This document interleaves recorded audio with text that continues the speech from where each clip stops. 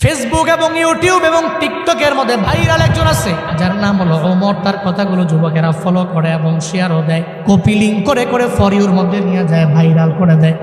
আমি গতকালকে তার একটা ভিডিও দেখলাম, তার মায়ের নামে সে কেমন এটা আমি জানি না, তবে এই ভিডিও দেখার পরে আমি দেখলাম যে মা পাগল ছেলেটা চোখের পানি ফেলায় মায়ের জন্য কান্দে। নেপালের পাহাড়ের সামনে দাঁড়াইয়া বলতেছে, আমার মা দুনিয়ার মধ্যে আমার সবচেয়ে বড় আপন। আমার মায়ের বিরুদ্ধে কথা বললে আমি কোনো আইনও মানি না, কাউরে আমি চিনি না, কারণ মায়ের মতো আপন আমার দুনিয়ার মধ্যে কেউ হতে পারে না। সে বলতে লাগলো, ছোটবেলায় আমার বাবাই দুনিয়া থেকে বিদায় নিয়ে চলে গেল, যখন আমার বাবা নাই, আমার মা ছাড়াই পৃথিবীতে আমার আপন যখন কেউ নাই। আমার মায়ের গার্মেন্টসে চাকরি করে করে করে করে কোনো রকম জিন্দেগি চালাইয়া আমারে ফালাইয়া যায় নাই, বরং পরিশ্রম করে করে আমার মা স্কুলের মধ্যে আমারে পড়াইলো। আজকে আমি অনেক মশহুর হয়ে গেলাম, প্রসিদ্ধ হয়ে গেলাম, সবাই আমারে চিনে, তবে আমি মায়েরে ভুলতে পারি না। নেপালের পাহাড়ের সামনে দাঁড়াইয়া বলতে লাগলো, মা জীবনে কোনোদিন আপনারে আই লাভ ইউ মা বলা হয় নাই, আমি আপনারে ভালোবাসি, আমি আপনারে পছন্দ করি, এটা বলা হয় নাই। এই যে যুবকরা যারা আছে এরা তাদের প্রেমিকারে জীবনে কতবার আই লাভ ইউ বলে, নিজের ওয়াইফের বারবার বলতে পারে, একটু বলো না রে বাপ, কয়দিন তুমি মায়ের দরবারে গিয়া বললা, মা গো তোমারে ভালোবাসি, আমি তোমারে পছন্দ করি, আমি তোমারে মহাব্বত করি, তুমি ছাড়া এই দুনিয়ার মধ্যে আপন আমার কেউ নাই। মনে রাখবারে বাবা, মায়ের মতো আপন তো জীবনে কোনোদিন অন্য সেকেন্ড কেউ হতে পারে না, কারণ সব হলো স্বার্থের পাগল। আর যা মা যে ভালোবাসা দেয় ওটার মধ্যে বিন্দু মাত্র পরিমাণ স্বার্থ নাই, চিল্লায় বলো ঠিক কিনা। ওমর নামক ওই ছেলেটা বলতে লাগলো, এরপরে আমার আপন আমার নানি, আমি জানি রে নানিরা নাতিদের বড় পছন্দ করে, বড় ভালোবাসে।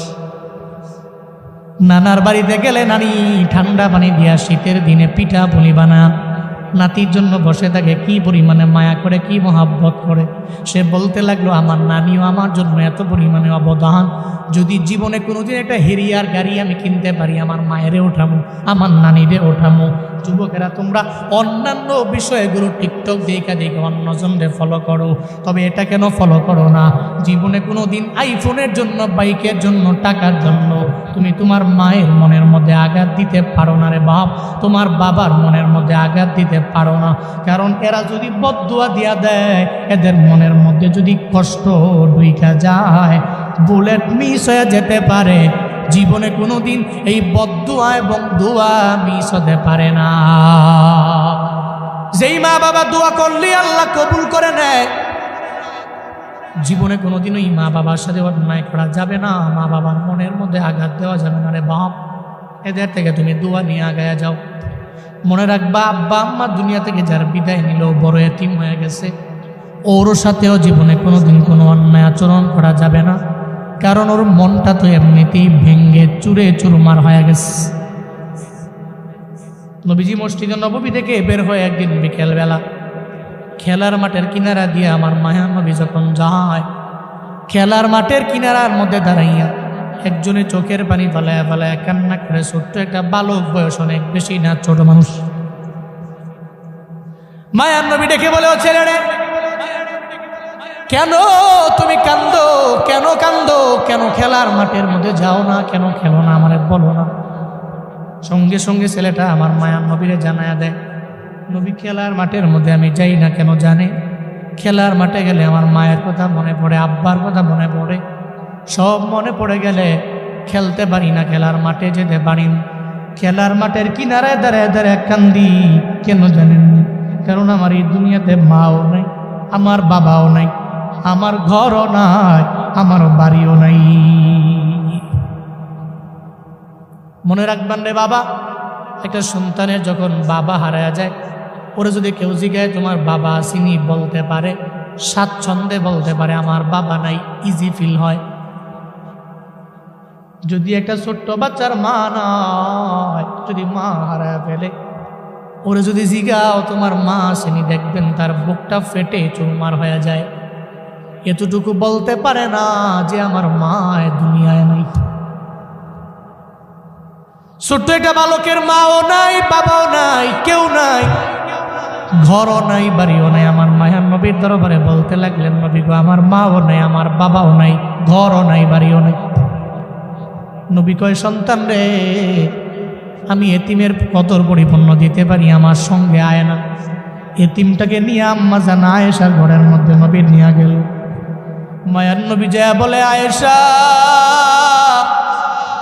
এমন একজন এতিম আমি ঘরের মধ্যে নিয়ে আসলাম রে আয়েশা, যে এতিমের মাও নাই, বাবাও নাই, ঘরও নাই, বাড়িও নাই। তোমারে আজকে দেখে আম্মা বলবে, আমারে আজকে দেখে আব্বা বলবে, এতটুকু যাতে বুঝতে না পারে দুনিয়াতে ওর মা নাই, বাবা নাই, ঘর বাড়ি নেই। এতিমেরে জানায়া দেয়, আজকে থেকে তুমি আমারে বাবা বলবা, আর ঘরের মধ্যে আয়েশারে আম্মা বলবা। তুমি এটা মনে করবা না যে জগতে তোমার মাও নাই, তোমার বাবাও নাই।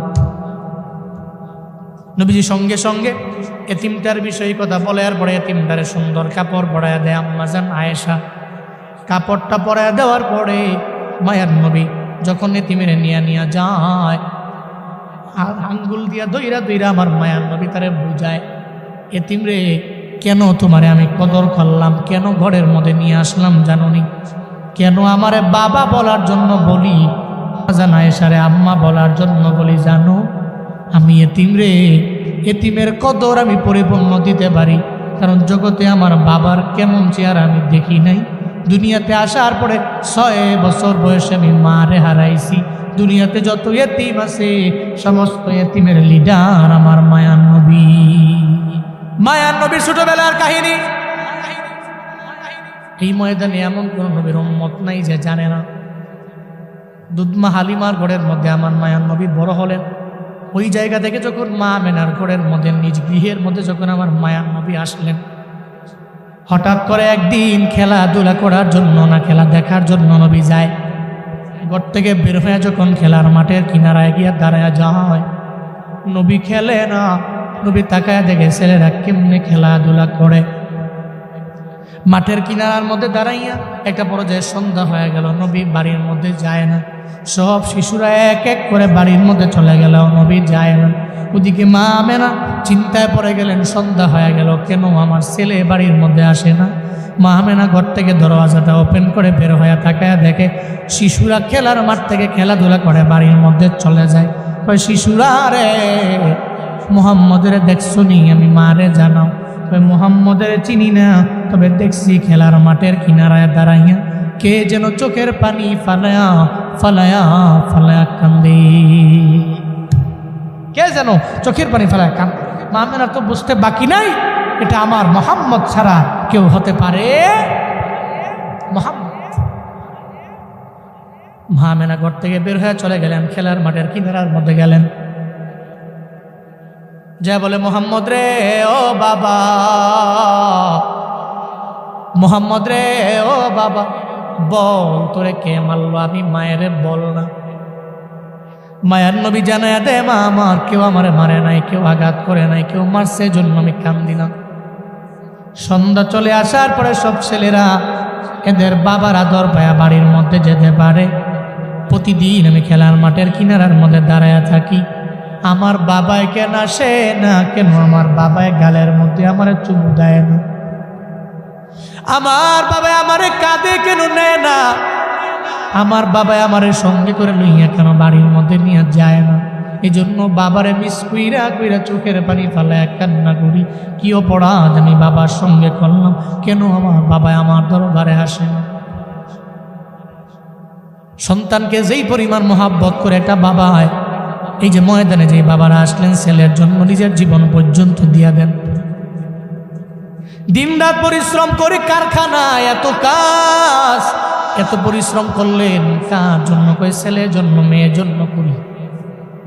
ছেলের জন্য, মেয়ের জন্য। আপনি কাঠ ফাটা রোদের মধ্যে নিজের রক্তগুলোকে ঘাম বানাইয়া, মাথার ঘাম পায়ে ফেলাইয়া যায় কাজ করেন ছেলের জন্য, মেয়ের জন্য। আপনার ছেলে মেয়ে আপনার থেকে যে আদর পায়, আমার মায়ার নবী সে আদর বাবার দরবার থেকে পান নাই, জীবনে পান নাই, জীবনে পান নাই। এজন্য মার দরবারে বলে, মা গো, কেন বাবা আমার দরবারে আসে না? কেন আমার চুমু দেয় না? কেন কান্দের মধ্যে লয় না? কেন আমার বাড়ির মধ্যে নিয়ে যায় না? আমার বাবা কোথায়? আমার বাবা যদি না আসে আজকে বাড়িতে যাব না, তুমি আমায় নিতে পারবে না। মা আমেনা বলে, ও সন্তান আমার, তোমার বাবারে তুমি পাবা না, কারণ গর্ভের মধ্যে থাকা অবস্থায় তোমার বাবায় দুনিয়া থেকে বিদায় নিয়ে চলে গেল। ভাই বাবার কবরের পাশে আমারে নিয়ে যাও। তাহলে কালকে দিনের বেলা তোমারে আমি নিয়ে যাবো। দিনের বেলা আব্দুল মুত্তালিব থেকে পারমিশন নিয়ে নিলেন। এরপরে ঘোড়ার মধ্যে তিনজনে উঠলেন, মা আমেনা, এরপরে মায়ান নবী, এরপরে উম্মে আয়মান, তিনজনের সঙ্গে করে লইয়া ঘোড়ার মধ্যে যখন রওনা হয়ে গেল আমার মায়ান নবীর বাবার কবর জিয়ারতের জন্য। যখন বাবার কবরের পাশে যায় মা আমেনা জানায় দেয়, মুহাম্মদ রে, ওই যে তাকায়া দেখো না, ওইটা তোমার বাবার কবর, ওখানে গেলে তুমি তোমার বাবার কবরটা খুঁজে পাবা, এরপরে বাবার কবর তুমি দেখতে পারো না। মায়ান নবী গেলেন, কবরের পাশে গিয়া দাঁড়ায় দাঁড়ায় কবরের মধ্যে জোরে জোরে থাপ্পড় মারে। আর পরে, বাবারে, কেন আমারে চুমু দিতে মন চায় না, কেন আমারে কোলে নিতে মন চায় না, কেন তোমার কাঁধের মধ্যে আমার নেও? নবী যতই কান্দে রে, জীবনেও তো আব্দুল্লাহ বাবায় ফিরে আসবে। কবরের পাশ থেকে আমার মায়ান নবী যখন দূরে চলে গেলেন, মা আমেনা চোখের পানি ফালায়া ফালায়া দূরে দাঁড়ায় দাঁড়ায় কান্দে। মা আমেনা কয়, মুহাম্মদ রে, দেরি করা যাবে না, চল না, বাড়ির মধ্যে চলে যাব। মা আমেনা মায়ান নবীকে লইয়া, উম্মে আয়মানকে লইয়া ঘোড়ার মধ্যে ওইটা যখন রওনা হয়ে গেল বাড়ির মধ্যে যাবে, পথিমধ্যে যাওয়ার পরে মা আমেনার পেটের ব্যথা আরম্ভ হয়ে গেল। মা আমেনা বলে, উম্মে আয়মান রে, একটু ঘোড়া থেকে নামাও, কেন যেন পেটের ব্যথা মনে হয় বেড়ে গেল। ঘোড়া থেকে নামলে মনে হয় পেটের ব্যথা ভালো হতে পারে রে উম্মে আয়মান। মা আমেনা ঘোড়া থেকে নামলেন, পেটের ব্যথা তো ভালো হয় না, মনে হয় ক্ষণে ক্ষণে ক্ষণে ক্ষণে পেটের ব্যথা বেড়ে যায়। একটা পর্যায়ে মা আমেনা চিন্তায় পড়ে গেলেন, পেটের ব্যথায় কি আমি দুনিয়া থেকে বিদায় নিয়ে চলে যাব? যদি আমি বিদায় নিয়ে চলে যাই, আমার মুহাম্মদের কি উপায় হবে আমার জানা নেই। মা আমেনা চোখের পানি ফেলে কান্দি, আর আমার মায়ার নবীর দিকে তাকায়া তাকায়া মনে মনে চিন্তা করে, যদি আমি বিদায় নিই, আমার ছেলের কি উপায় হবে? তার বাবাও থাকবে না, তার মাও থাকবে না দুনিয়া। একটা পর্যায়ে মা আমেনা দুনিয়া থেকে বিদায় নিবে এমন একটা ভাব যখন হয়ে গেল, বুঝতে পারলেন চলে যাব। সঙ্গে সঙ্গে আমার মায়ার নবীরে বলল, মুহাম্মদ রে, বুকের মধ্যে আয় না, আমার বুকের মধ্যে আয় না। বুকের মধ্যে নিয়ে নিয়া সঙ্গে সঙ্গে আবার মায়ার নবীরে বলতে লাগলেন, ছোটবেলায় বাবার আদর কেমন বিন্দু মাত্র পরিমাণ তুমি পাও নাই, আমি মাও মনে হয় আজকে দুনিয়া থেকে বিদায় নিয়ে চলে যাওয়া লাগবে, আমি মাও চলে যাব। জীবনে কাইন্দো না, তোমার সম্মান বেড়ে যাবে, মর্যাদা বেড়ে যাবে, শান বেড়ে যাবে, মান বেড়ে যাবে। মা যে নবীর জন্য দোয়া করে দিছে, আল্লাহ নবীর দাম কি বাড়ায় না? এই জায়গা থেকেও কত আশেকের রাসূল আছে, দেখবেন রাতের বেলা গভীর রাতে আমার নবীর কাহিনী শুই না, চোখের পানি ফালায়া ফালায়া কান্না করে করে বালিশ ভিজায়া ফেলে। কেন কান্না করে? আমার মায়া নবীর মায়ায় পড়ে, ইশকে পড়ে আশেকটা কান্না করে। নবী তো জানে নবীর একদল উম্মতেরা এমন আসবে যারা নবীর জন্য চোখের পানি ফালায়া কান্না করবে। শুধু তাই না রে বাবা, নবীর জন্য কান্দি এখানেই তো বান্দা শেষ না। একটা রিক্সাওয়ালারেও যদি জিগাই, ও রিক্সাওয়ালা, মনের মধ্যে কোনো আশা আসেনি, জানায়া দাও। ওই আশা তো একটা আছে, জীবনে আল্লাহ যাতে করে আমারে মক্কায় একবার লয়া যায়, যাতে করে আল্লাহ আমারে মদিনায় নিয়ে যায়। এই যে ময়দানে আসলেন, আপনারাও তো মক্কা মদিনায় যাওয়ার জন্য বড় পাগল পাড়া। কেউ যদি হজে যায়, কেউ যদি ওমরায় যায়, আপনি যে বলে দিলেন, ভাই বাইতুল্লাহ গিলাফের মধ্যে ধইরো, আমি গুনাহগারের জন্য রবের দরবারে দোয়া কইরা দিও, আল্লাহ যাতে করে জীবনে একবার আমারে মক্কায় লয়া যায়, আল্লাহ যাতে করে আমারে মদিনায় নিয়ে যায়। ময়দানে আসতেন বন্দারা, আমি গুনাহগার মুসাফির মানুষ, আমার সাথে হাত বাড়ায় রবেরে দেখাবেন কারা কারা মক্কায় যেতে চান, মদিনায় যেতে চান, আমার নবীর রওজার সামনে গিয়া সশরীরে জীবনে একবার হলেও সালাম দিতে চান কারা কারা? দুইটা হাত তুলে আল্লাহকে দেখায়া দি। আল্লাহ যে মানুষগুলো হাত বাড়াইছে, প্রত্যেককে জীবনে একবার হলেও মক্কা মদিনায় যাওয়ার মতো তৌফিক দান করেন। দূরে পড়ে আরো জোরে চিল্লে আমি। মনে রাখবেন ওখানে যাওয়ার জন্য টাকা লাগে না, অনেক বড় অ্যামাউন্টের প্রয়োজন এমন না। ওখানে যেতে হলে প্রেম লাগে, ইশক লাগে, ভালোবাসা লাগে, নবীর প্রতি টান থাকা লাগে। মনে বড় আশা ছিল যাব মদিনায়, মনে বড় আশা ছিল যাব মদিনায়। একটু মন থেকে আপনারাও পড়তে পারবেন তো, একটু কর না। মনে বড় আশা ছিল, সালাম আমি করব গিয়ে, সালাম আমি নবীর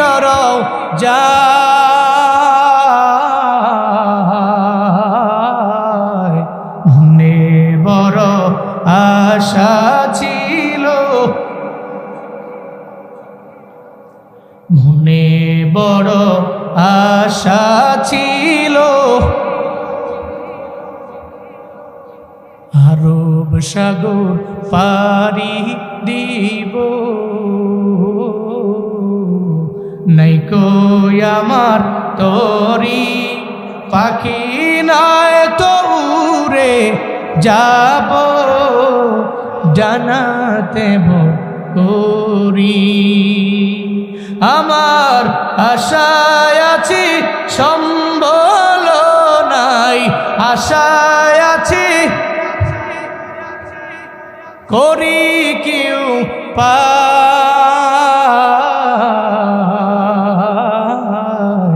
মনে বড় আশা ছিল,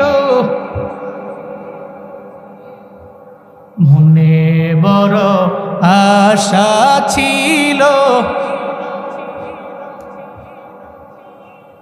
সবাই মনে বড়।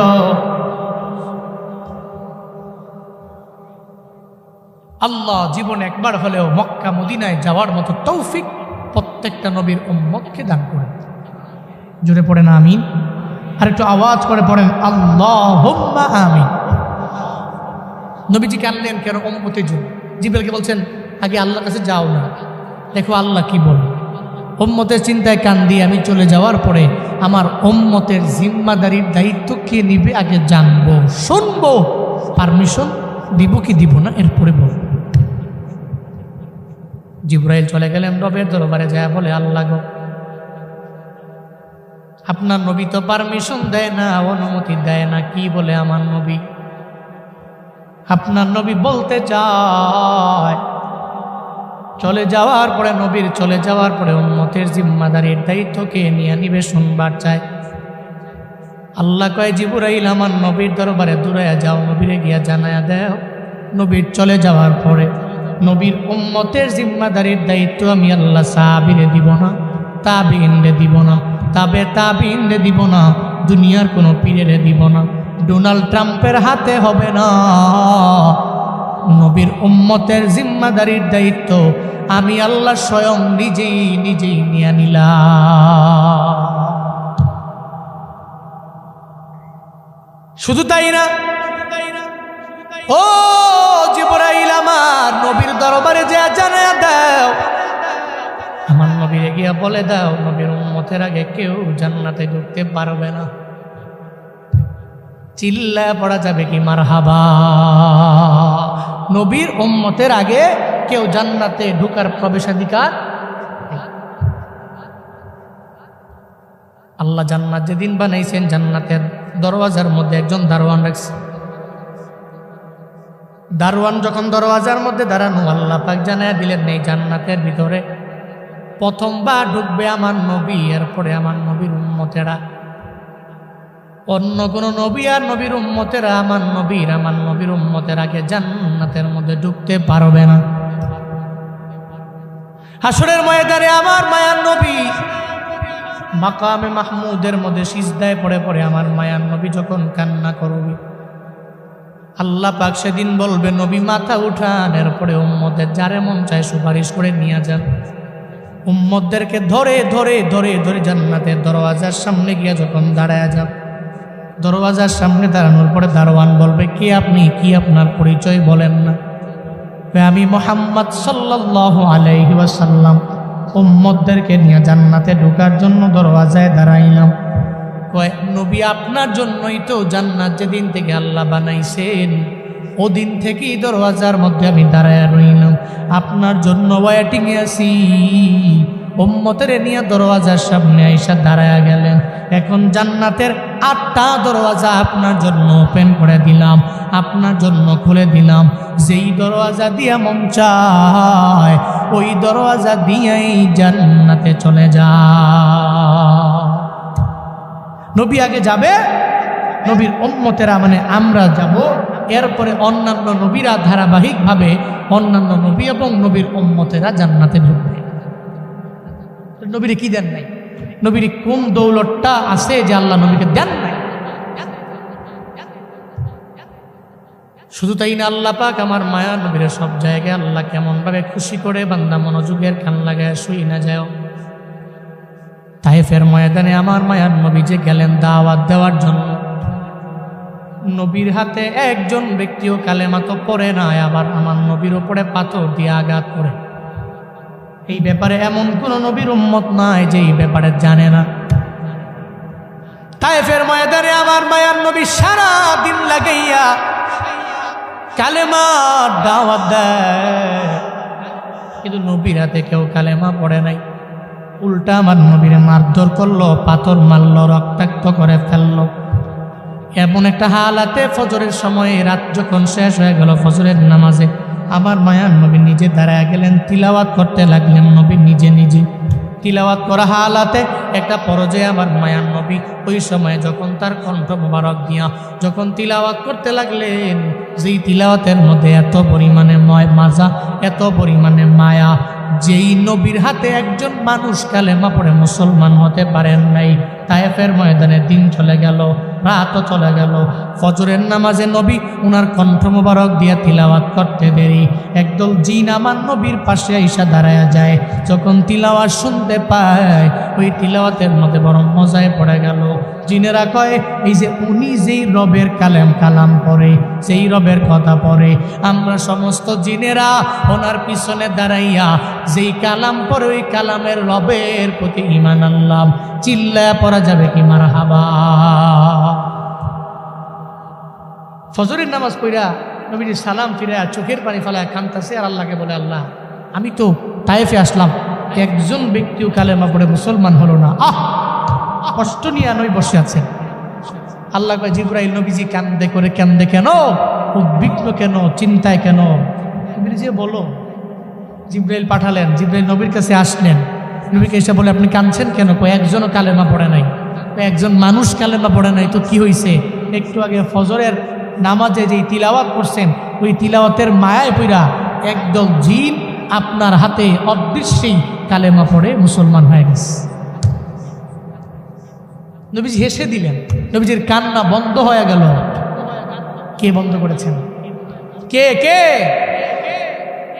মা ওয়াদ্দাআকা রাব্বুকা ওয়া মা ক্বালা। আল্লাহ পাক বলেন, ও পয়গম্বর আমার, সব মানুষের আপনাকে বইলা গেল, আমি রব আপনারে বলতে পারি না, আপনাকে ছেড়ে যেতে পারি না। আপনার সম্মান, আপনার মর্যাদা, আপনার শরফ, আপনার করম সব আমি আল্লাহ তো বাড়াইয়া দিলাম। সূরা ইনশিরার দিকে দেখো না, আল্লাহ পাক ওই আয়াতের মধ্যে জানায়া দিয়েছে, ওয়ারাফা'না লাকা যিকরাক। আপনার জিকির, আপনার সম্মান, আপনার মর্যাদা সমস্ত কিছু আমি আল্লাহ বুলন্দ করে দিলাম। সব আমি বাড়িয়ে দিয়েছি, বৃদ্ধি করেছি, উঁচু করেছি, বৃদ্ধি করেছি, বুলন্দ করে দিয়েছি। এরপরে 4 নম্বর আয়াতের মধ্যে আল্লাহ পাক আমার নবীরে জানায়া দেয়, ওয়ালাল আখিরাতু খায়রুন লাকা মিনাল উলা। নবী হে, আপনার শেষের জীবনটা শুরুর জীবনের চাইতে, প্রাথমিক জীবনের চাইতে সুখের হবে, আরো কল্যাণময় হবে। সফলতার দ্বার পর্যন্ত পৌঁছবেন শেষের জীবনে, মানে প্রথম থেকে শেষেরটা মধুর হবে বেশি। সুবহানাল্লাহ পড়বেন না? ঠিক সূরা ইনশিরাতে আল্লাহ বলছেন ফাইন্না মাআল উসরি ইউসরা, ইন্না মাআল উসরি ইউসরা, নিশ্চয়ই কষ্টের পরে আছে কি? নিশ্চয়ই কষ্টের পরেই তো সুখ, দুঃখের পরেই তো সুখ। আপনি ধরেই যে সুখী এমন না তো। একটা পর্যায়ে এমন হবে আপনি 3 বেলা খাবারের জায়গায় 2 বেলা পাবেন, 1 বেলা পাবেন না। 1 বেলা পাবেন, 2 বেলা পাবেন না। আপনি দুঃখের সাগর পাড়ি দিয়ে দিয়ে দিয়ে চেষ্টা করে শ্রম দিয়ে এমন একটা হালাতে আল্লাহ পাক একদিন আপনাকে নিয়ে যাবে, এই দুঃখের পরে এমন এক সুমহান সুখ আল্লাহ পাক আপনাকে দিবে। এই সুখ পেয়ে আপনি রবের এমন কৃতজ্ঞ হবেন যে আল্লাহ আমি ছিলাম কি, আমাকে বানালেন। সমাজে এমন অনেক নজির প্রমাণ আছে, অনেক আছে। আগে খাইতে পারত না, মানুষের বাড়িতে কাজ করত, লেবার ছিল, দিন মজুর ছিল, কিন্তু 5 বছর 10 বছর 15 বছরের ব্যবধানে আল্লাহ তাকে সম্মানিত করেছেন, মর্যাদার আসনে আসীন করেছেন, আল্লাহ তাকে দামি করেছেন, বহু বড় টাকাওয়ালা বানিয়েছেন। আছে না নাই? আছে না নাই? এরকম আছে। এর মানে বোঝা গেল জীবনটা এমনই। কাটাহিরি ক্ষান্ত কেন কমল তলিতে, দুঃখ বিনা সুখ লাভ হয় কি মহিতে। পদ্ম ফুল আনবেন, কাটার দাগ খাবেন না, বিষয়টা এমন না তো। কাটার দাগ খেয়ে পরিশ্রম করে এরপরে যেমন ফুল আনতে হয়, সুখের সাগরে যেতে হলে দুঃখের সাগরে হাবুডুবু খেয়ে সাঁতার করে এরপরে সুখের সাগর পর্যন্ত যাওয়া লাগে, ঠিক কিনা? ধরি পৃথিবীতে কেউ সুখী না, হ্যাপি না। আল্লাহ পাক নবীকে সেটাই বললেন, ওয়ালাল আখিরাতু খায়রুল লাকা মিনাল উলা। আপনার শেষ শুরুর চাইতে আরো বেশি উত্তম। সফল শেষে আপনি শুরুতে না। যেমন মাক্কি লাইফের মধ্যে আমার মায়া নবীর উপরে কি পরিমাণে টর্চার করলো, জুলুম করলো, নির্যাতন করলো আবু জাহালের দলেরা। বাইতুল্লাহর কিনারার মধ্যে আমার নবী মুসলিম সাহাবাদের নিয়ে যখন নামাজের মধ্যে দাঁড়ায় যাইতেন, মায়ান নবীর দেহ মুবারকের মধ্যে উটের নারী বুড়িগুলো পর্যন্ত এরা চাপায়া দিত। মায়ান নবীর এরা দেখতে পারে না। নবী যখন বয়ান করে কানের ভিতরে শাহাদাতি আঙ্গুলটা দিয়া ধইরা রাখে, ওই মোহাম্মদের কথা আমরা শুনতে রাজি না। মক্কায় যেই মানুষগুলো নবীরে ব্যথা দেয়, মদিনায় যাওয়ার পরে মদিনার শিশুরা, মদিনার কিশোররা আমার মায়ান নবীরে কিভাবে বুকের মধ্যে নেয়, কি সুন্দর করে আমার মায়ান নবীরে অ্যাকসেপ্ট করে নেয়, গ্রহণ করে নেয়। শুধু তাই না রে বাবা, হুদায়বিয়া সন্ধির মাধ্যমে যেই মক্কার মানুষেরা এত পরিমাণে আমার মায়ান নবীরে কষ্ট দিল, বিতাড়িত করলো, ওই মক্কাটাও তো বিজয় হলো আমার মায়ান নবীর হাতের মধ্যে আল্লাহ পাক দিয়া দিলেন। মক্কা বিজয় হয়ে গেল, নবীরে আল্লাহ পাক দিয়া দিলেন। আল্লাহ কয় চিন্তা করার দরকার নাই, আপনার শুরুর জীবন থেকে শেষের জীবনটাতে আমি আল্লাহ সুমহান সুখ দিয়া ভরপুর করে দিব। চিল্লায়া পড়বেন কি মারহাবা। আল্লাহ পাক বলেন ওয়ালা সাউফা ইউতিকা রাব্বুকা ফাতারদা আলাম ইয়াজিদকা ইয়াতীমান ফাআওয়া। আল্লাহ পাক বলেন ও পয়গম্বর আমার, অচিরে আপনার রব আপনার এমন কিছু দিবেন যা পেয়ে আপনি রাজি হয়ে যাবেন, যা পেয়ে খুশি হয়ে যাবেন, যা পেয়ে আপনি সন্তুষ্ট হয়ে যাবেন। সূরাত আদ-দুহার শপথ করার পরেই 3টা আয়াতের মধ্যে আল্লাহ পাক আমার নবীরে এনশিওর করলেন, আপনাকে আমি আল্লাহ অচিরে এমন কিছু দিব, এমন কিছু আমি আল্লাহ আপনাকে দিব, আপনি পেয়ে যাবেন। এই 3টা কথা বলে আল্লাহ নবীরে জানিয়ে দিলেন। আবু জাহালের কথা কানের মধ্যে নেওয়ার দরকার নাই, উতবার কথা কানে নেওয়ার প্রয়োজন নাই, সাইবার কথা কানে নেওয়ার প্রয়োজন নাই, ওয়ালিদ ইবনে মুগিরার কথা কানে নেওয়ার প্রয়োজন নাই। আমি আল্লাহ আপনাকে জানিয়ে দিলাম 3টা আয়াতের মাধ্যমে, এমন কিছু আমি আল্লাহ অচিরে আপনাকে দিব যেটা পেয়ে আপনি খুশি হয়ে যাবেন। চিল্লায় পড়া যাবে কে সুবহানাল্লাহ। 3টা আয়াতে কসম খাওয়ার 2 আয়াতের পরে এরপরে 3 আয়াতে এটাই এনশিওর করেছেন যে আপনাকে এমন কিছু দিব খুশি হবেন আপনি। 1 নম্বরে তো ভুলবো না, মা ওয়াদ্দাকা রাব্বুক, আপনার রব আপনাকে ছেড়ে যাবে না, ভুলে যাবে না, কোথাও যাবে না। 2 নম্বরে শুরুর জীবনটা কষ্টের, শেষের জীবনটা এর চাইতে সুখের। 3 নম্বর আয়াতে অচিরে এমন কিছু দিব যা আপনি রাজি হয়ে যাবেন। 5টা আয়াত গেল। এরপরে 3 আয়াতে আল্লাহ পাক রব্বুল আলামিন নবীকে স্মরণ করিয়েছেন অতীত জীবনের কথা। অতীত জীবনের কথা কেমন স্মরণ করিয়েছেন? আপনার প্রেজেন্ট লাইফে আপনি কেমন ছিলেন দেখেন তো। আলাম ইয়াজিদকা ইয়াতীমান ফাআওয়া। আল্লাহ পাক বলেন, আলাম, হামজা ইস্তেফাম দ্বারা প্রশ্ন করছেন, আলাম ইয়াজিদকা, আমি কি আপনাকে পাইনি ইয়াতীমান, এতিম অবস্থায়? আমি আল্লাহ কি আপনাকে এতিম অবস্থায় পাই না? এরপরে আমি আল্লাহ কি আপনাকে আশ্রয় দেই নাই? নবীজি এতিম ছিলেন, এতিম অবস্থা থেকে আল্লাহ নবীকে আশ্রয় কি দেন নাই? দেন নাই, আশ্রয় দিয়েছেন। এরপরে আল্লাহ পাক বলেন, ওয়াজাদাকা দাল্লান ফাহাদা ওয়াজাদাকা আইলান ফাআগনা। আল্লাহ পাক বলেন, আমি আল্লাহ আপনাকে পেলাম, এমন অবস্থায় পেলাম আপনি পথ হারা ছিলেন। আমি আল্লাহ তো আপনাকে পথ দেখাইয়া দিলাম। শুধু তাই না, আপনি এমন গরিব ছিলেন, আমি আল্লাহ আপনাকে ধনী বানায়া দিলাম। 3টা আয়াতের মধ্যে আপনি কি ছিলেন, আমি আল্লাহ আপনাকে কি বানায়া দিলাম, এ ব্যাপারে আল্লাহ নবীকে জানায়া দিলেন। অতীত লাইফের কথা আল্লাহ আমার মায়ার নবীরে স্মরণ করে জানায়া দিলেন, আপনি কি ছিলেন, আমি আল্লাহ আপনাকে কি বানাইলাম। এরপরের 3টা আয়াতের মধ্যে আল্লাহ পাক রব্বুল আলামিন 2টা আয়াতে নিষেধ, 1টা আয়াতের মধ্যে আল্লাহ পাক আদেশ করলেন। যে 2টা আয়াতের মধ্যে আল্লাহ পাক রব্বুল আলামিন নিষেধ করলেন, আল্লাহ পাক 1ম নম্বরে জানায়া দেয়, নবী আমার, আপনাকে তো এতিম পেলাম, তো জীবনে কোনোদিন আপনি এতিমের ধমক দিতে পারবেন না। ফাআম্মাল ইয়াতীমা ফালা তাকহার ওয়া আম্মাস সাইলা ফালা তানহার। জুড়ে বলেন আল্লাহু আকবার, আরো জোরে আল্লাহু আকবার। আল্লাহ পাক বলছেন, আপনি তো এতিম ছিলেন, পেয়েছি, আশ্রয় দিয়েছি।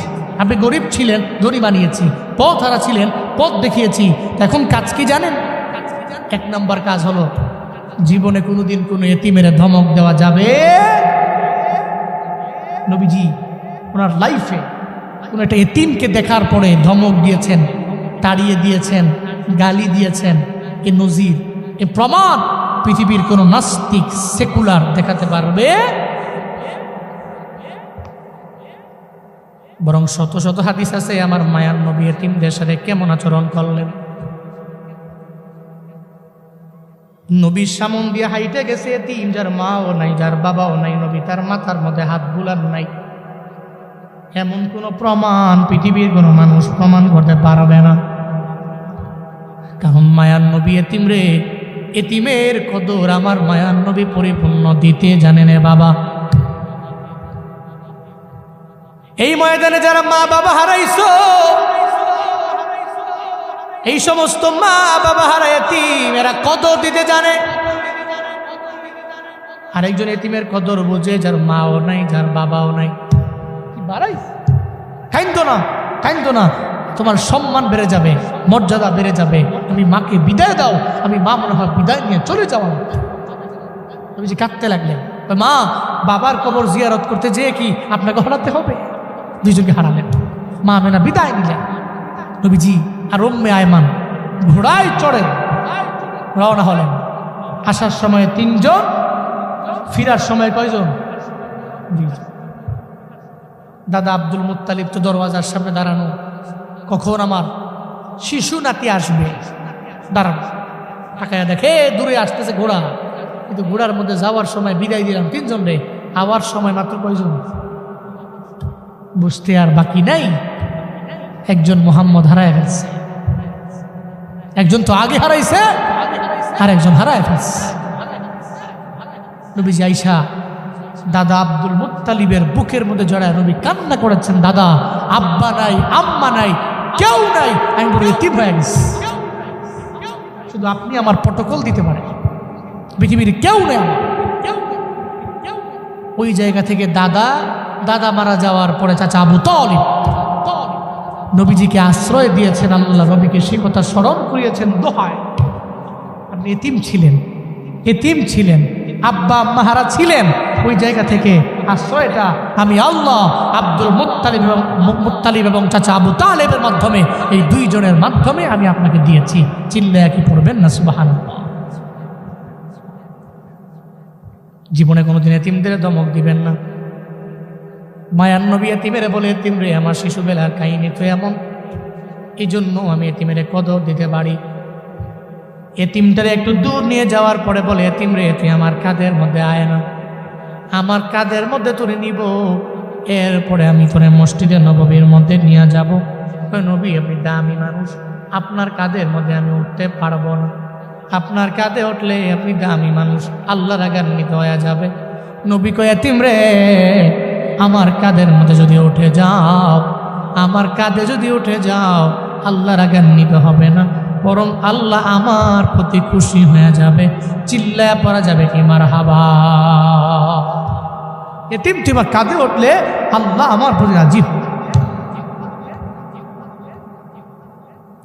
মায়ার নবী জানা গেলেন, ও উম্মতেরা, জীবনে এতিমের ধমক দিস না।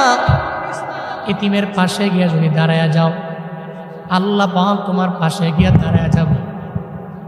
শুধু তাই না, একটা এতিমের মাথার মধ্যে যদি কেউ মায়া নিয়া, এতিমের মাথার মধ্যে নবী বললেন, কেউ যদি হাত বুলায়া দেয়, এতিমের মাথার চুল বরাবর সব আল্লাহ পাক তার আমল নামায় দিয়া দিবে। চিল্লায়া পড়া যাবে সুবহানাল্লাহ। আল্লাহ পাক বলেন, জীবনে কোনোদিন এতিমদেরকে ধমক দেওয়া যাবে না। এরপরে আল্লাহ পাক রব্বুল আলামিন জানায়া দেয়, ওয়া আম্মাস সাইলা ফালা তানহার। জীবনে কোনোদিন কোনো সাইল, এর মানে ভিখারি আছে না নাই? আছে না নাই? দরওয়াজার সামনে, বাজারে গেলে, বিভিন্ন জায়গায় গেলে ভিখারি সামনে দাঁড়ায় আছে, আমার কিছু দাও, এগুলা নিয়ে আমি কোন রকম চলবো, আল্লাহর হস্তে দান করা। হাত আল্লাহ পাক নিষেধ করেছেন, জীবনে এই ভিখারিকে ধমক দিয়ে তাড়িয়ে দেওয়া যাবে। আখিরাতের প্রতি যাদের বিশ্বাস আছে, ইয়াকিন আছে, আকীদা আছে, সূরাতুল মাউন পড়েন। কোন সূরা? মাউন, আপনাদের পরিচিত না? এটা ফেমাস সূরা আপনাদের কাছে, 10টা সূরার মধ্যে একটা সূরা মাউন পড়েন।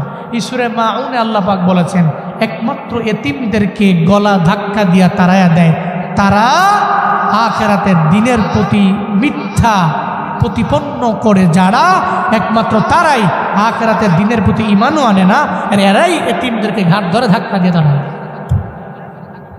আরাইতাল্লাযী ইউকাযযিবু বিদ্দীন ফাযালিকাল্লাযী ইয়াদউল ইয়াতীম ওয়া লা ইয়াহুদ্দু আলা তুআমিল মিসকিন। আল্লাহ পাক বলছেন, আপনি কি দেখেছেন?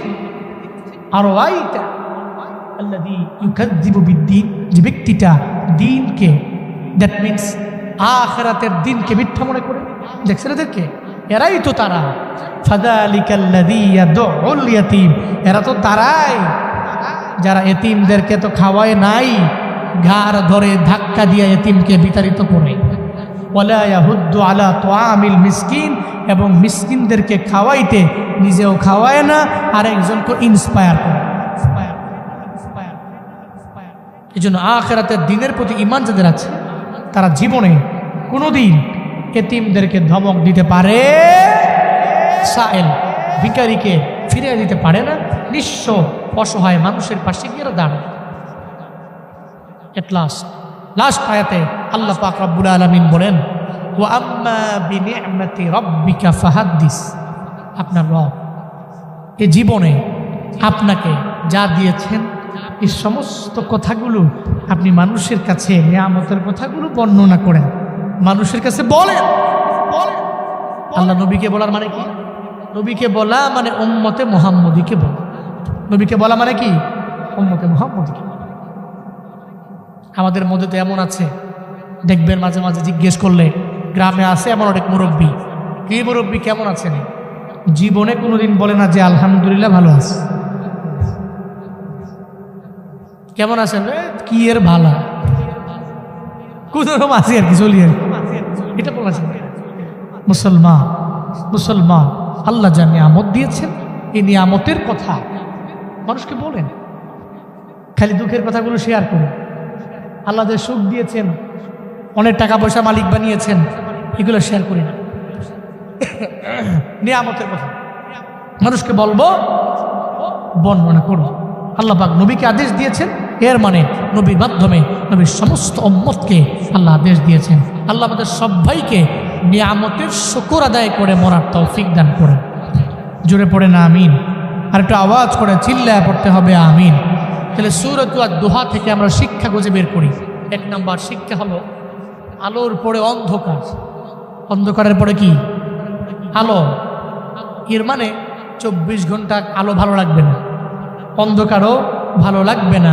শিক্ষা হলো আলোর পরে অন্ধকার, এর মানে অন্ধকারই ছাড়া চিরজীবন থাকবে এমনটা নয়। এই অন্ধকারের পরে আলো আনতে পারে কে? সবাই বলতে হবে কে?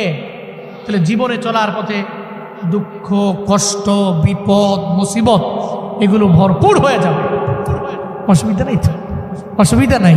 এই দুঃখের পরে, এই কষ্টের পরে সুমহান সুখ আমার জন্য আপনার জন্য কে রেখেছেন? আল্লাহ রেখেছেন।